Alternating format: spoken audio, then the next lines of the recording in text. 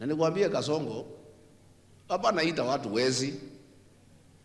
Mambo ya wizi ikiongewa Kenya, hakuna mtu ajui mwizi mkuu Kenya ni nani. Wewe unasema ati watu wameua watu. Tukianzia Kiambaa Church 2007, Gen Z kupiga watoto risasi mkuu, mambo ya mauaji wa Kenya. Ukiuliza hii wa Kenya wote wanajua mambo ya mauaji. But mimi nataka nishukuru civil servants na public officials ambayo wanatuletea information. Wale waniletea hiyo maneno ya 7 billion. Mkijua Kasongo anapanga kuiba kitu, mnatafuta Medho, Karongo, Malala, Kalonzo, Wamalwa, mimi, mtafute njia, mjifiche. Mpige na ile signal, msipige na WhatsApp. Wameanza kusikiza WhatsApp.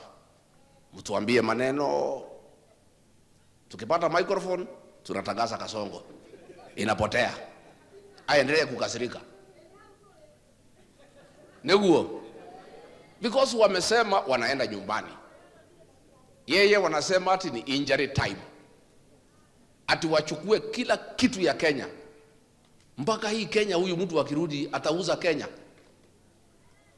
So mimi mkinipatia ruhusa, sitaki kufanya kazi nyingine sasa. Ni kunusa. Nikisikia kuna kitu amepanga kuiba, natangaza.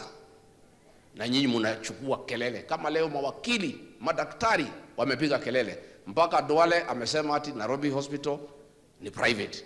Sasa hiyo Kasongo amewachana naye. Tumeokoa Nairobi Hospital. Amelia